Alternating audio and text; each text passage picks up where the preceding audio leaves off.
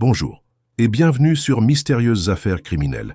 Mes chers abonnés, il y a des visages qu'on croit connaître, des voisins qu'on croise chaque matin, des gens du quartier qui vous lancent un sourire, un petit mot gentil, une main tendue quand on en a besoin, des gens normaux, trop normaux parfois.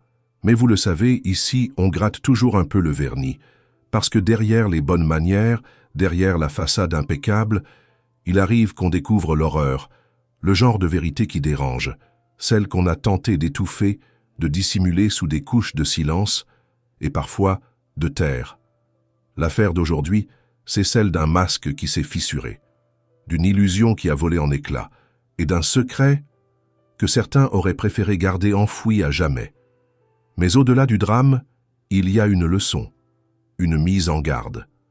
Parce que le vrai danger, ce n'est pas toujours celui qu'on imagine. Il ne surgit pas forcément d'une ruelle sombre. Non, parfois, il vit juste en face. Il vous tient la porte, vous offre un café. Il vous observe, patiemment, pendant des années. Et quand vous baissez la garde, il frappe.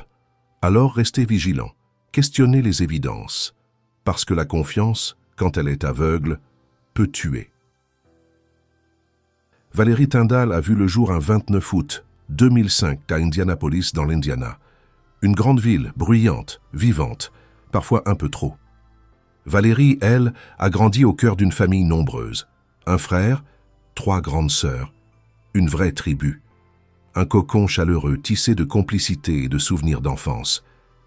Mais très tôt, un événement est venu fissurer ce tableau idyllique. Quelque chose de grave, de suffisamment grave pour que personne, même des années plus tard, n'ose vraiment en parler. Les détails, ils ont été soigneusement gardés sous silence. Et si vous cherchez des réponses, vous risquez d'être déçus. Parce que cette famille, elle a fait le choix du silence, de la pudeur, du respect. Ce que l'on sait en revanche, c'est que cette épreuve a tout changé. Elle a poussé la mère de Valérie à prendre une décision radicale. Partir. Loin. Recommencer ailleurs. Comme si changer d'adresse pouvait suffire à effacer la douleur. Et sans poser de questions, toute la famille a suivi, valise bouclée, dernier regard jeté à Indianapolis, et direction Arlington. Arlington, ce n'est pas vraiment ce qu'on appelle une grande ville, non. C'est le genre d'endroit où il y a plus d'arbres que de passants. Environ 300 âmes. Des rues calmes. Une station-service, un vieux café, mais beaucoup de visages familiers. Là-bas, tout le monde se connaît, tout le monde se salue. Et pour les parents de Valérie, c'était exactement ce qu'il fallait. Un endroit calme, à taille humaine, un peu hors du temps. Ils voulaient offrir à leurs enfants un environnement plus sain. Et ça a marché, du moins au début. Parce qu'à leur arrivée, la famille a rapidement conquis le voisinage. Gentillesse, sourire sincère, entraide. Ils ont été adoptés. Pendant un temps, la vie a repris son cours. Douce, paisible, presque parfaite. Mais ça, c'était avant l'été 2023. À ce moment-là, Valérie avait 17 ans. L'âge où l'on croit que tout est possible, où l'avenir semble immense, ouvert, presque lumineux. Elle s'apprêtait à entrer en dernière année de lycée, cette fameuse dernière ligne droite avant le grand saut dans le monde adulte. Et crois-moi, elle n'avait pas l'intention de traîner en chemin. Elle voulait foncer, atteindre ses objectifs, construire sa vie, toute seule, sans béquille, sans raccourci. Valérie était brillante, sérieuse, une élève modèle. Mais dans l'ensemble, rien à dire, elle assurait. Et elle ne vivait pas dans les nuages. Elle avait un rêve, oui, mais un rêve solide, ancré. Elle voulait devenir vétérinaire, travailler avec les animaux, les soigner, les comprendre. Ce n'était pas une lubie d'enfant capricieux. Non, c'était une vocation, un truc viscéral. Depuis le primaire, elle se voyait déjà en blouse blanche, stéthoscope autour du cou, face à un chien apeuré ou un chat blessé. Et elle ne s'était pas contentée d'en rêver. Elle avait commencé à construire, pierre par pierre. Elle étudiait dur, elle bossait à côté. Elle économisait même pour aider sa famille, sans se plaindre. Parce que chez les Tyndall, on ne roulait pas sur l'or, mais on roulait droit. Pas de luxe, mais beaucoup d'amour. Pas de grands discours, mais des valeurs. Valérie, elle, voulait plus. Pas plus de confort, non. Plus de liberté, de force. Elle voulait se tenir debout, seule, et regarder l'avenir sans trembler. Le 7 juin 2023, c'était l'été, les vacances. Ce moment que beaucoup attendent pour décompresser, traîner, s'affaler sur le canapé en scrollant notre cher réseau social YouTube pendant des heures. Mais Valérie, ce n'était pas son genre. Pas du tout. Elle préférait bosser, travailler dur. Chaque dollar gagné, chaque goutte de sueur, c'était un pas de plus vers son rêve. Elle voulait économiser, anticiper, peut-être partir étudier dans une autre ville. Elle pensait grand et elle pensait loin. Et surtout, elle voulait alléger la charge de sa famille, ne pas devenir un poids. Être un soutien, pas une dépendance. Alors en plus de ses cours, elle enchaînait les petits boulots. Sérieuse, motivée, disciplinée. Et le mercredi, c'était son seul jour off, le seul moment de la semaine où elle soufflait un peu. Elle retrouvait ses amis, prenait l'air, riait, juste ce qu'il faut pour se rappeler qu'elle avait 17 ans. Mais ce mercredi-là, rien ne s'est passé comme d'habitude. Ce 7 juin, jour de repos théorique, Valérie a dit à sa mère qu'elle partait bosser. Encore. Direction, chez le voisin d'en face, un certain Patrick Scott, 59 ans. Un nom banal, un visage banal, et un grand terrain juste de l'autre côté de la route. Patrick, elle le connaissait bien. Elle lui rendait souvent service. Elle tondait sa pelouse, un véritable champ. Et parfois, elle l'aidait sur ses chantiers. Parce que Patrick avait sa petite entreprise d'entretien de jardin. Rien d'extravagant. Mais la charge de travail devenait lourde pour lui, alors il faisait appel à la jeune voisine. Une ado fiable, courageuse, bosseuse. Sur le papier, une collaboration sans histoire, propre, claire. Mais leur relation avait quelque chose d'ambigu. Ils disaient à tout le monde qu'ils étaient amis, juste des amis, malgré les 42 ans d'écart. Oui, 42. Vous y croyez, vous? Parce que dans la famille Tindall, personne n'y croyait vraiment. Les parents de Valérie avaient des doutes, des regards de travers, des intuitions qu'on n'a pas envie d'avoir. Patrick, à leurs yeux, était trop présent, trop gentil, trop disponible, comme un homme qui ne jardine pas seulement, mais qui rôde. C'est justement pour ça que ce fameux mercredi, quand Valérie a dit qu'elle comptait passer toute la journée chez cet homme bien plus âgé, sa mère a tiqué. Elle n'a pas aimé ça, pas du tout. Elle savait qu'ils s'entendaient bien, qu'ils se disaient amis, mais elle craignait que cette relation franchisse des limites qu'elle n'aurait jamais dû frôler. Malgré la différence d'âge flagrante et le comportement parfois étrange de Patrick, Valérie avait réussi à rassurer sa famille. Selon elle, leur lien était purement amical et professionnel. Rien d'ambigu, rien d'inapproprié. Et il faut dire que Patrick Scott avait tout du vieil homme tranquille, courtois, calme, presque charmant. En plus, Valérie était amie avec sa petite fille. Elle passait parfois du temps chez lui, avec elle. Rien de suspect en apparence. Dès leur arrivée dans cette nouvelle ville, les Tindall et Patrick avaient noué une certaine proximité. Ils étaient voisins, ils s'entraidaient, ils partageaient parfois des moments conviviaux, tout semblait normal. Patrick se montrait toujours chaleureux, avenant. Il plaisait même aux parents de Valérie. Et lorsqu'il proposait à la jeune fille de lui confier des petits travaux, sa mère n'y voyait finalement rien de mal. L'homme prenait le temps de lui expliquer les tâches, de rassurer, de tout présenter avec transparence. Il avait su instaurer la confiance. Au fil des mois, les liens entre les deux foyers s'étaient renforcés.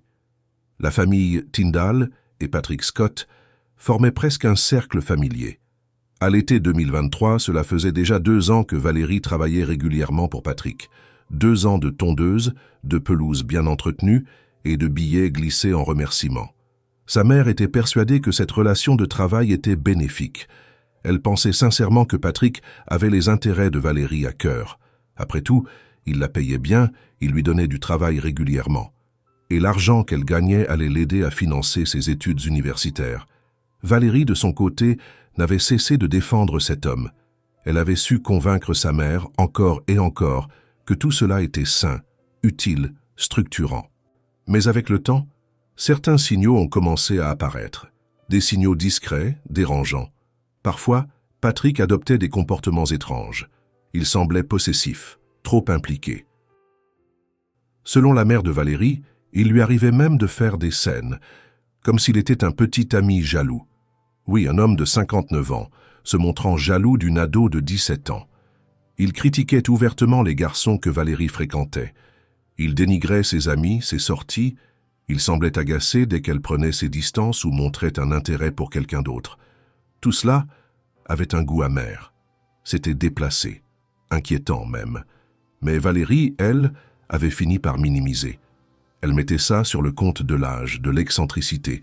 Elle disait que Patrick était un peu étrange, certes, mais inoffensif. Et comme il ne dépassait jamais vraiment les bornes, la famille s'est calmée, rassurée par les apparences.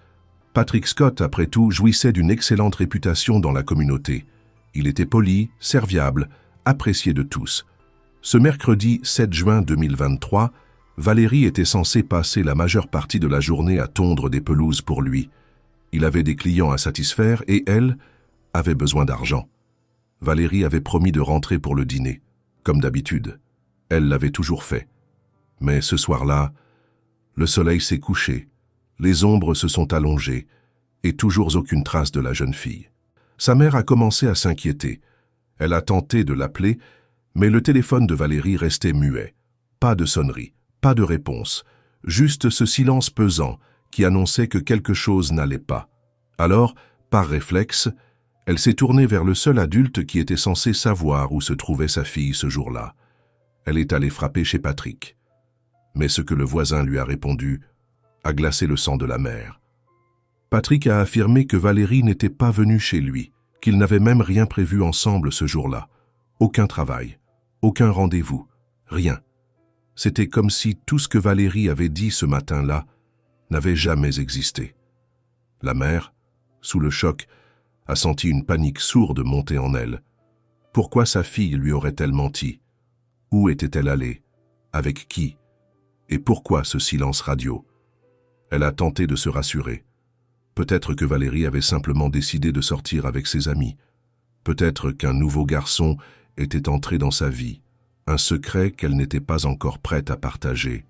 Peut-être, mais cette version avait un goût de déni. Quelque chose ne tournait pas rond. Ce soir-là, alors qu'elle essayait encore de se convaincre que tout finirait bien, Patrick est revenu. Avec sa femme, Linda. Ils sont venus frapper à la porte des Tyndall, sous prétexte d'apporter leur soutien. Mais à peine entré, Patrick a commencé à développer une théorie. Valérie, selon lui, avait probablement fugué, comme ça, sans prévenir. Il en parlait avec une aisance déconcertante, presque trop fluide, trop préparé.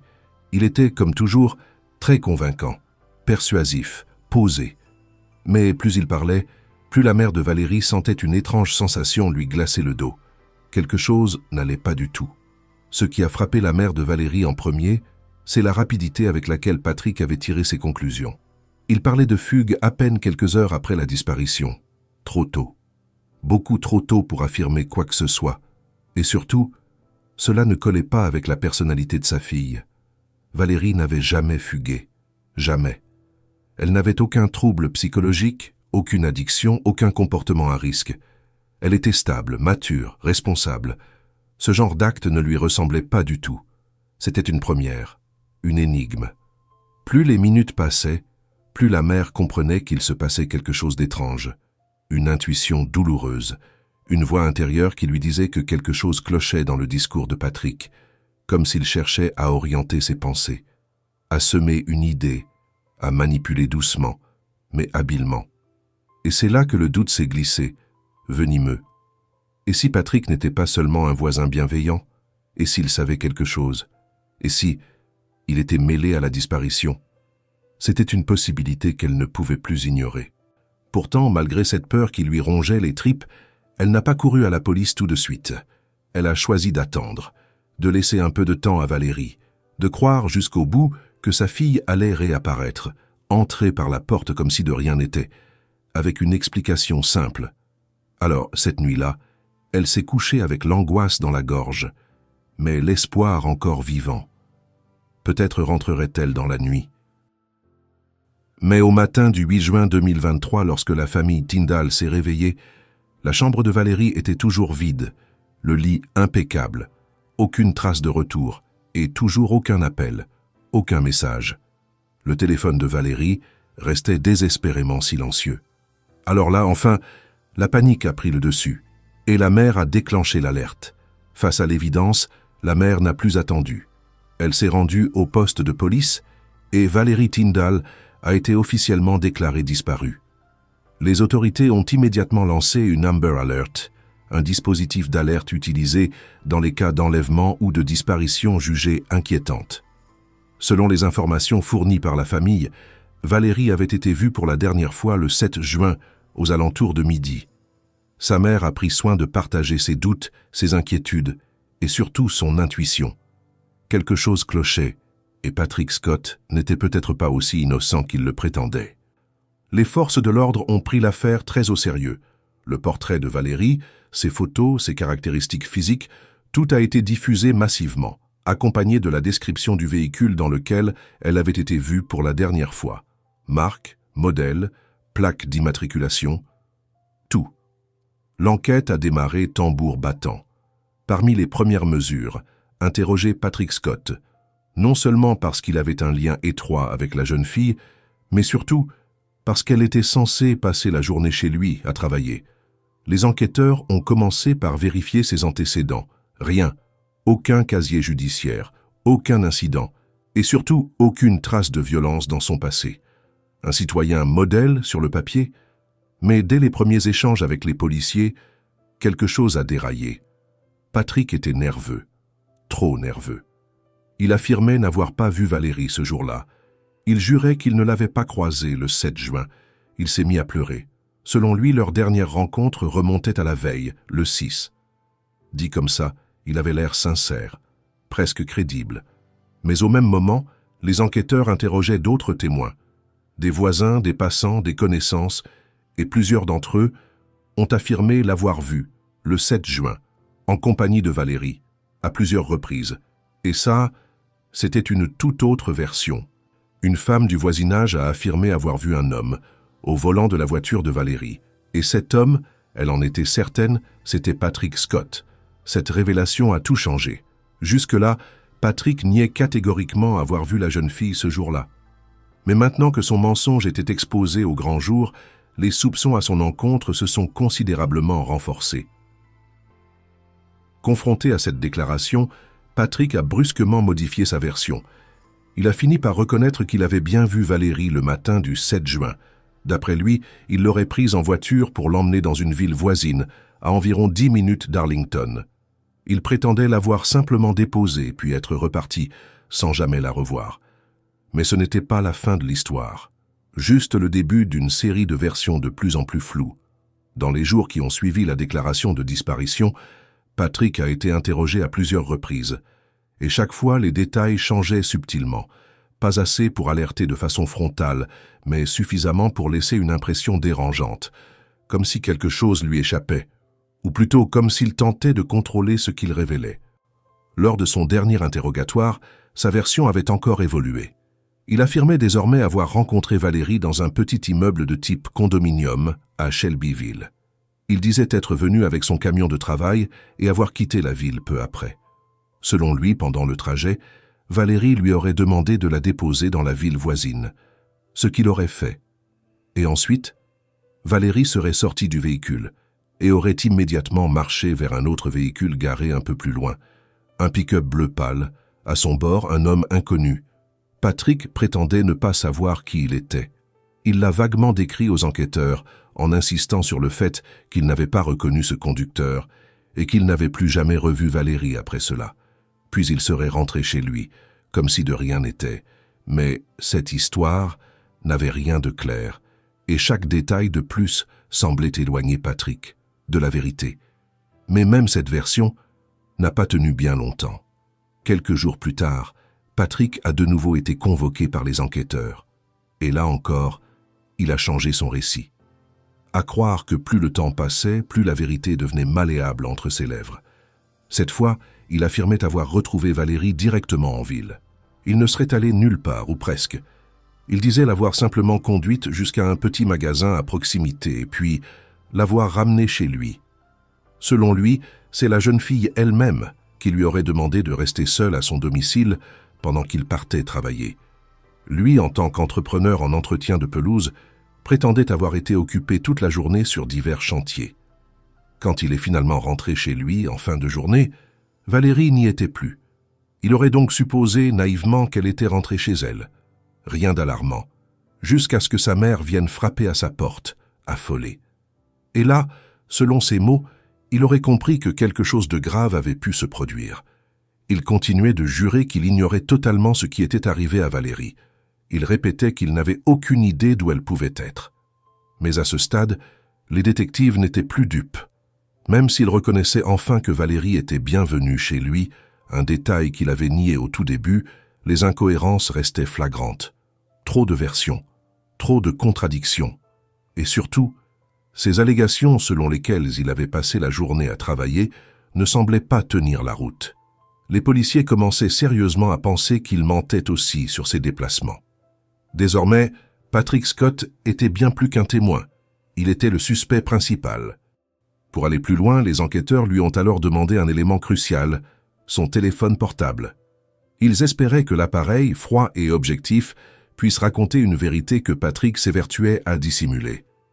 Patrick a remis son téléphone sans la moindre hésitation, un geste qui aurait pu le faire paraître coopératif, s'il n'avait pas trahi autant de contradictions. Grâce à l'analyse de son appareil, les enquêteurs ont vite pu confirmer un fait capital. Patrick n'était allé nulle part ce 7 juin. Contrairement à ce qu'il avait affirmé, il n'avait pas passé la journée à travailler à l'extérieur. Il était resté chez lui. Et ce n'était pas tout. En fouillant dans ses messages, la police a découvert un échange particulièrement révélateur. Valérie lui avait envoyé un seul SMS ce jour-là, à 11h23. Elle y écrivait simplement qu'elle allait bientôt arriver. Une phrase anodine en apparence mais lourde de sens, ils avaient bel et bien convenu d'un rendez-vous. Il le savait. Et pourtant, il avait nié ce simple fait pendant des jours. De son côté, Patrick avait envoyé 2 messages à Valérie. Un à 17h40 le 7 juin, un autre le lendemain à 14h46. Dans les deux, il lui demandait où elle se trouvait. Un geste qui, sur le papier, pouvait sembler légitime. Mais là encore, quelque chose clochait. Car ce que les enquêteurs ont appris ensuite a tout changé. La mère de Valérie leur a révélé qu'en 2021, elle avait donné à Patrick un accès complet à l'application Life 360, une appli de géolocalisation en temps réel destinée à la sécurité familiale. Depuis 2 ans, il avait donc la possibilité de savoir à tout moment où se trouvait le téléphone de Valérie. Il n'avait pas besoin de lui envoyer de message. Il lui suffisait d'ouvrir l'appli. Alors pourquoi faisait-il semblant de ne pas savoir? Aux yeux des détectives, cela ne faisait plus de doute. Patrick essayait de se distancer psychologiquement de Valérie. Il cherchait à construire un alibi, à paraître inquiet. Mais ses gestes trahissaient autre chose, une volonté de contrôler le récit et de brouiller les pistes. Malgré tout cela, les autorités n'avaient pas encore assez de preuves concrètes pour l'arrêter. Il restait le principal suspect, mais rien de légalement suffisant pour lui passer les menottes. Alors les enquêteurs ont changé de stratégie. Ils ont décidé de le poursuivre pour avoir fait de fausses déclarations à la police. Ce n'était pas assez pour l'incarcérer durablement, mais c'était suffisant pour obtenir un mandat de perquisition. Le domicile de Patrick Scott a été fouillé de fond en comble, et contre toute attente, rien. Aucune trace, aucun indice, aucun signe de Valérie. Les semaines ont passé, puis les mois, et le mystère est resté entier. Avec le temps, une vérité douloureuse s'est imposée. Il n'y avait plus vraiment d'espoir de retrouver Valérie en vie. Aucune activité sur ses réseaux sociaux, aucun mouvement bancaire, aucun appel, aucun message. Son téléphone restait éteint. Silence absolu. Les semaines passaient et l'enquête semblait s'essouffler. Certains commençaient même à croire qu'elle allait s'enliser. Un échec. Mais le 11 octobre 2023, tout a basculé. Ce jour-là, la police a décidé de revenir chez Patrick Scott pour effectuer une fouille bien plus approfondie de sa propriété. Cette fois, il n'était pas seul. Ils avaient amené un renfort redoutable, une unité cynophile, avec des chiens spécialement entraînés à la détection de cadavres. Les enquêteurs étaient convaincus que Patrick avait un lien direct avec la disparition de Valérie. Il ne restait plus qu'à trouver la preuve tangible. Et là, quelque chose d'inattendu s'est produit. Les 4 chiens ont été lâchés séparément sur la propriété. Et pourtant, tous, sans exception, ont suivi la même piste.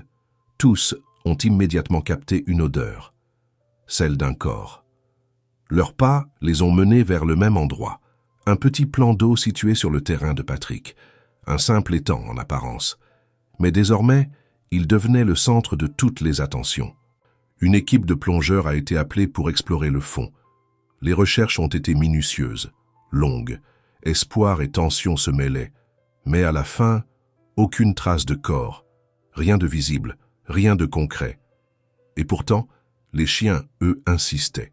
Ils restaient près de l'eau, attirés, presque hypnotisés. C'était comme si l'odeur de la mort avait imprégné les lieux, comme si quelque chose ou quelqu'un avait bien été là. Les maîtres chiens ont expliqué ce phénomène. Un corps peut émettre des particules que le vent emporte. Si elles se déposent à la surface de l'eau ou dans la terre humide, les chiens peuvent les détecter, même si le corps a été déplacé. Autrement dit, il était très probable que Valérie ait été à un moment donné sur cette propriété, peut-être même dans ce plan d'eau. Face aux signaux captés par les chiens, les enquêteurs ont décidé de ne rien laisser au hasard. Le lendemain, une nouvelle opération a été lancée. Cette fois, un relevé topographique de la propriété a été effectué depuis les airs. Grâce à des images captées par drone, l'objectif était simple: repérer toute anomalie dans le sol, des zones où la terre aurait été récemment déplacée. Car si le corps de Valérie avait été enterré quelque part sur la propriété, la moindre perturbation dans le relief pouvait être un indice décisif.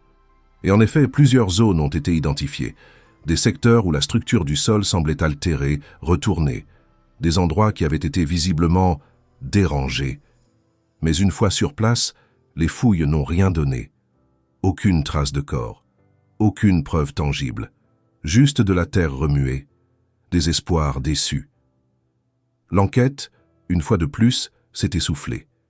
Les semaines suivantes ont été silencieuses. Valérie restait officiellement disparue. Et tant qu'aucune preuve de sa mort ne serait découverte, l'affaire ne pouvait pas changer de statut. Puis, soudain, un nouveau rebondissement. 7 semaines après les dernières fouilles, le 28 novembre 2023, les autorités ont décidé de revenir une nouvelle fois sur les lieux. Mais cette fois, l'intervention avait une toute autre ampleur. Aux côtés de la police locale se trouvaient désormais des agents du FBI. Ce retour n'était pas anodin. Il faisait suite à l'étude détaillée des relevés aériens. Un point précis sur la propriété avait attiré l'attention des enquêteurs. Un amas de déchets entassés au fond du terrain. Un coin reculé, bien trop éloigné de la maison pour y déposer naturellement des ordures. Les enquêteurs ont rapidement émis une hypothèse. Ce tas de déchets n'était pas là par hasard. Il avait été placé volontairement pour dissimuler quelque chose, détourner l'attention, cacher la vérité. Et ils avaient raison. Un nouveau balayage du sol à l'aide de capteurs spécialisés a révélé la présence de cavités sous la surface, à moins d'1 mètre de profondeur. Le sol avait été perturbé, creusé, puis recouvert. Quand les agents ont commencé à fouiller la zone, ils ont trouvé, sous les détritus, un objet étrange, dissimulé sous les ordures et les feuilles mortes, un coffre en bois. L'odeur était insoutenable. À l'intérieur, enroulé dans du plastique noir épais, se trouvait un corps. Le corps d'une jeune fille. La décomposition était déjà avancée. Il était impossible de confirmer l'identité immédiatement. Mais un détail a brisé le doute. Sur les ongles du corps, un vernis orange vif, exactement le même que celui que Valérie avait appliqué le jour de sa disparition. Elle en avait même posté une photo sur ses réseaux sociaux. Elle en était fière. Elle avait trouvé ça joyeux, estival. Le lendemain, l'analyse médico-légale a confirmé ce que tout le monde redoutait. Les restes retrouvés sur la propriété de Patrick Scott étaient bien ceux de Valérie Tyndall. La nouvelle a provoqué un choc, un frisson glacial dans la communauté. Patrick, 59 ans, a été arrêté immédiatement. Il a été inculpé pour enlèvement et meurtre d'une mineure. Très vite, il s'est retrouvé en salle d'interrogatoire. Au début, il a résisté. Négation, silence, fausseté. Mais face aux preuves, il s'est effondré. Et il a tout avoué. Selon sa propre version, le 7 juin, il avait retrouvé Valérie dans un condominium à Shelbyville. Il lui avait donné rendez-vous là sous prétexte de l'inviter à un déjeuner spécial dans un restaurant d'Indianapolis. Aux alentours de 13 heures, Patrick a ramené Valérie chez lui. Et peu de temps après, son téléphone s'est tu. L'activité de l'appareil s'est brusquement arrêtée, moins d'une demi-heure avant ce moment. Comme si la vie elle-même venait d'être interrompue. Patrick a fini par tout raconter. Il a avoué avoir agressé Valérie, avant de l'étrangler avec sa propre ceinture. Une ceinture qu'il a continué à porter chaque jour jusqu'au moment même de son arrestation. Un détail glaçant. De retour chez lui, après le meurtre, Patrick a tenté de dissimuler les traces. Il a supprimé des applications, effacé des données de son téléphone, mais il a oublié un élément clé, l'application Apple Health. Et cette application, discrètement, a tout enregistré. Mouvements, changement de rythme cardiaque, activité physique anormale, autant de données qui allaient trahir son récit. Concernant le mobile, Patrick a livré une version que beaucoup ont eu du mal à croire. Selon lui, Valérie l'aurait menacé. Elle lui aurait demandé une voiture, un modèle neuf. Sinon, elle raconterait à tout le monde qu'il avait l'habitude de coucher avec elle. Un chantage, disait-il. Il affirmait qu'une dispute avait éclaté, violente, tendue, qu'elle s'était transformée en bagarre. Et dans un excès de rage incontrôlée, il l'aurait étranglée. Il tenait à ce mot « incontrôlable », comme s'il cherchait à minimiser, à donner un vernis d'accident à ce qui n'était au fond qu'un acte méthodique. Le meurtre s'est produit dans la chambre de Patrick, un espace clos, silencieux, isolé. Quand il a compris ce qu'il venait de faire, il n'a pas appelé à l'aide, il n'a pas tenté de réagir. Il a simplement emballé le corps de Valérie dans du plastique et l'a transporté dans son bureau personnel, une pièce interdite dans laquelle sa femme elle-même ne mettait jamais les pieds. Le cadavre est resté là, presque 24 heures, sans un mot, sans un geste. Le 8 juin, Patrick est sorti. Il s'est rendu dans une quincaillerie. Il a acheté des planches. Puis il a construit une sorte de cercueil de fortune. Une boîte rudimentaire, simplement destinée à cacher ce qu'il venait de faire. Selon lui, il avait déjà creusé un trou sur son terrain, un endroit où il comptait couler une dalle de ciment. Finalement, il y a mis Valérie. La fosse, elle était parfaite, assez large, assez profonde. Elle semblait presque faite sur mesure pour accueillir une caisse, ou plutôt un cercueil improvisé. Et c'est bien ce qui a éveillé les soupçons. Quand les enquêteurs ont interrogé Patrick sur ce trou déjà creusé dans son jardin, il a hésité. Il a bredouillé. Il ne savait plus exactement pourquoi il l'avait fait. Alors, pour justifier sa présence, il a prétendu qu'il comptait y enterrer de vieilles cassettes vidéo devenues obsolètes. Mais pourquoi enterrer des vieilles cassettes vidéo? Pourquoi ne pas simplement les jeter à la poubelle comme tout le monde? Son explication ne tenait pas debout. Encore une fois, ses paroles sonnaient faux. Creuses. À la fin de l'année 2023, un nouveau rapport de police est venu éclairer l'affaire d'un jour plus sombre encore. Les autorités ont pu reconstituer, avec plus de précision, ce qu'il s'était réellement passé. Patrick Scott avait bien conduit Valérie chez lui, mais pas dans un cadre amical, ni professionnel. Il avait des intentions très claires. Il voulait encore coucher avec la jeune fille. Cette fois, Valérie, elle, a refusé. Elle a tenu tête. Elle a dit non. Alors Patrick a explosé. Dans un accès de colère, il l'a étranglée de ses propres mains. Puis il a dissimulé son corps dans cette caisse de bois, enfouie sous les détritus, dans un coin reculé de sa propriété. Les enquêteurs ont également réussi à retracer le sort de la voiture de Valérie. Plusieurs témoins avaient vu Patrick au volant, le 7 juin. Et effectivement, il avait pris soin de se débarrasser du véhicule. Il l'a conduit dans une ville voisine et l'a abandonné près d'un complexe résidentiel. Il en a retiré les plaques d'immatriculation et jeté les clés dans une rivière. La voiture a été retrouvée. Les clés, elles, jamais. Patrick a alors affirmé qu'il ne se souvenait plus du lieu exact où il les avait jetées. Une nouvelle excuse. Une autre esquive.